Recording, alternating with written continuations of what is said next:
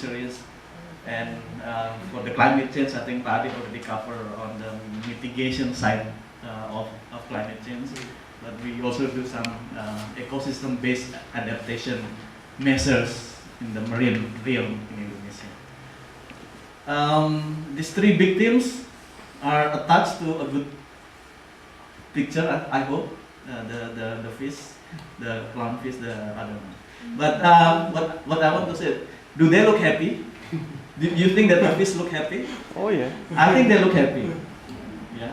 And why happy fish will make happy people? I will show you in the next slide. Next slide.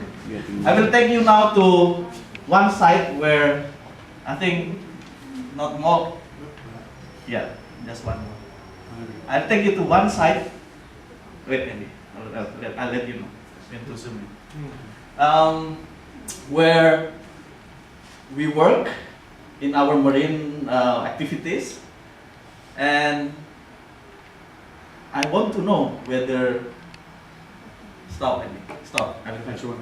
This place it's called Wakatobi, but how many of you knows that or what Wakatobi means? How many of you know what Wakatobi means? Wakatobi. Wali kota biasa. Wali kota biasa. Nobody knows? No. Let's find out the answer. Click Andy. It's in Southeast Sulawesi province. It's a district. It was kabupaten yang hasil pemekaran actually. Yeah. But there's also national park there. So the whole district is actually national park. So you can imagine how difficult to work to conserve the marine national park there, where the people already lived there before the park was declared as national park by the government.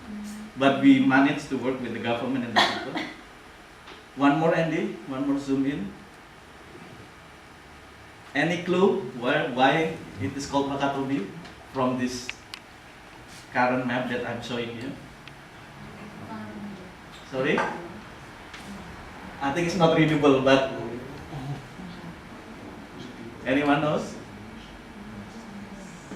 So Wakatobi comprised of 4 islands, small islands. Here on the north is called Wangi-Wangi Island. The first syllable is Wa.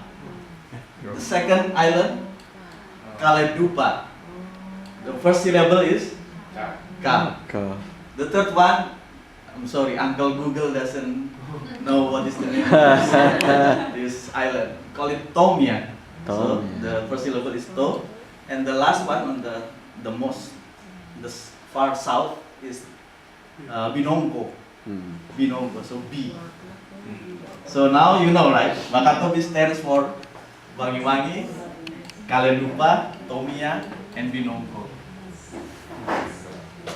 It's a district, it's a national park, and this is what we do in that district. We support the capacity building, we train the national park staff, the local people who fish in that area. We help with the zoning, we help with the management plan, 25 years management plan.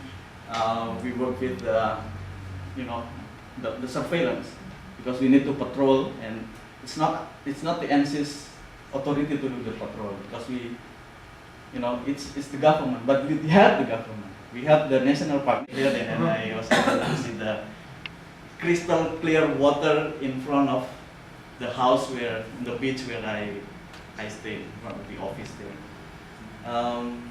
This is just one spot. There are still many other spots, but ecotourism is really one of the source of engine for the livelihood, for the economic development. And I will show you later how the district government and the customary local leader agree on their vision to be a maritime district. But do you know already where Raja Ampat is? Let me help you find that location. Andy, let's zoom in. More.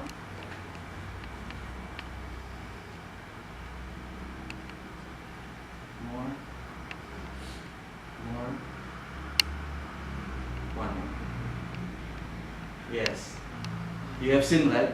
It's near the bird head of Papua, the kepala burung of Papua.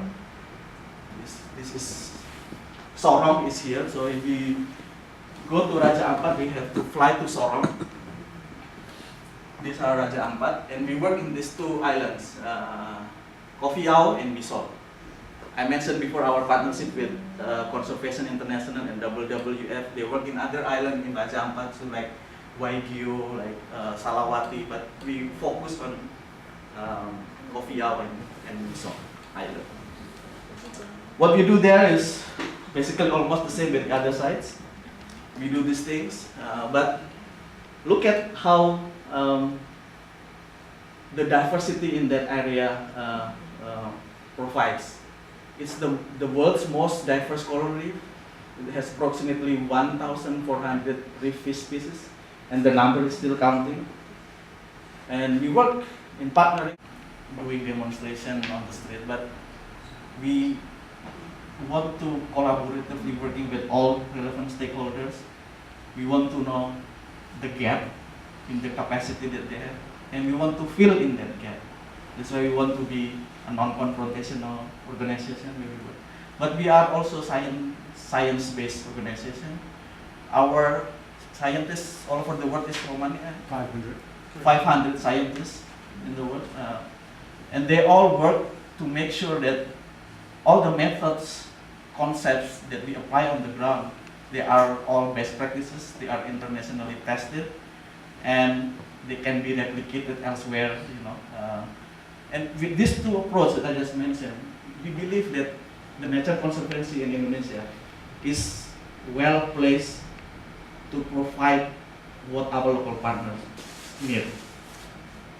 They need skills, they need competence, they need knowledge, they need expertise, and we have the capacity to help them to gain or to fulfill those needs in order for them to maintain their natural resources where they depend on life, so that their future generation can enjoy the same quality. More information, if you are interested, if you need more information, if you want to know more about us, you want to know about our work on the ground, about our partners. And second one, we believe that based on that interest, and we want to see how we work on the ground, we can provide you with, say, kind of site visit. We provide you, we can show you how the works work on the ground, and you will be more interested to see how this happen, in the field and the sites. And the last one, I believe that your support or your network supports, or directly or indirectly, support in any kind of means, means a lot, or it will help a lot our partners to manage their natural environment sustainably. And I hope that this is just a start for further interaction. And Pak Ade for coming out here. Really appreciate you guys, and it's very inspiring what you guys do in Indonesia. I myself, I'm a student at UC Berkeley, and once I finish at UC Berkeley, my plans are to go on to grad school and hopefully to start my own non-governmental organization in Indonesia, hopefully working with community development, possibly in either Java, and try to create some sustainable infrastructure for the orang desa out there. And so with that being said, I have a question with you guys. Knowing it's for you, Pak Arwan, I know that your background is economics. I wanted to know, you mentioned that TNC's vision is trying to create a sustainable economy by working together with conservation projects in Indonesia. But I see your strategies in Indonesia, but I feel like there is one aspect that is missing, and we can say that one of the stakeholders are multinational corporations. Just wanted to know, what is TNC doing in terms of addressing their corporate social practices, And have you guys started a dialogue to address those issues? Because obviously the local people are at the mercy of some of these corporations. Thank you.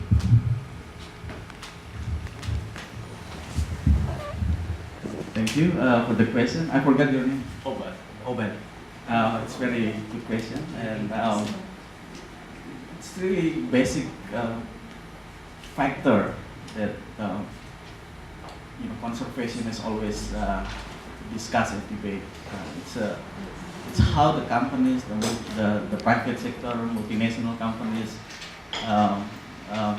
contribute or work in a way that they can provide benefit to the people while they are also profitable at the same time. Actually, we do. We work with companies. Pak Adi mentioned about the HPH, about the logging concessionaires. That we, compared to other actors in the environment arena, they're kind of allergic to HPH because they always think that it's a bad company. But we work with them. We embrace them. We give them technical assistance on how they can operate in a more sustainable and responsible way. We give them trainings so that their products can be certified. So there is a, Paddy can explain you more about that, but in short, if their products are certified by an independent entity, then they have a premium price for their products. But at the same time, on the way they are fulfilling so many requirements for their products to be certified, I can tell you it's not easy. So many requirements: the reduced impact logging factor, the high conservation value forest factor, the social relationship with the community who live surrounding them, and many others. Paddy knows more than me. They are all counted. And one important aspect is how they have good relationship with the people living within or surrounding their logging concession area. And I myself visit one area in West Kutai, di Kutai Barat, di Hulu Mahakam River upstream. There's no way for you going there only by boat. But our staff always goes there. My office in Jakarta, in Block M area, it's very easy to reach. But compared to how our staff work in the field, they visit that area 3 times in a year, and they have to put their life in danger in that boat because the Mahakam River is it's very dangerous. So many rocks, the stream, the current is very strong, and I experienced how life-threatening it is to be in that boat for in total 7 hours with 3 engine boat and 1 driver. So they have to, one hand manage 1 engine, and then the 2 ties manage 2 engines. Just for our staff in that boat to help facilitate the dialogue, the interaction between logging concessionaires and the villagers, the Dayak people who live there since they were born. And suddenly when they grown up, the area was declared as the HPH, the concessionaires area. So we facilitate discussion with them. We patiently wait until they reach agreement. We make sure that the HPH really respects the rights for the Dayak people to continue having access to the resources, to the forest resources where they depend for their life, so that their corporate social responsibility also go to them, not to other target community, that they can still hunt wild boar because it's not endangered species there. They can still visit the cemetery of their ancestors in the middle of the jungle. They can, the water spring where they need are not blocked by the HPH. So we work with them actually. We work with the private sector. And similar story happens with the marine. Gondan is our counterpart. I want to introduce you to Gondan. Gondan, please stand up. She's actually part of our team who visit here. She's the deputy director for conservation in our marine.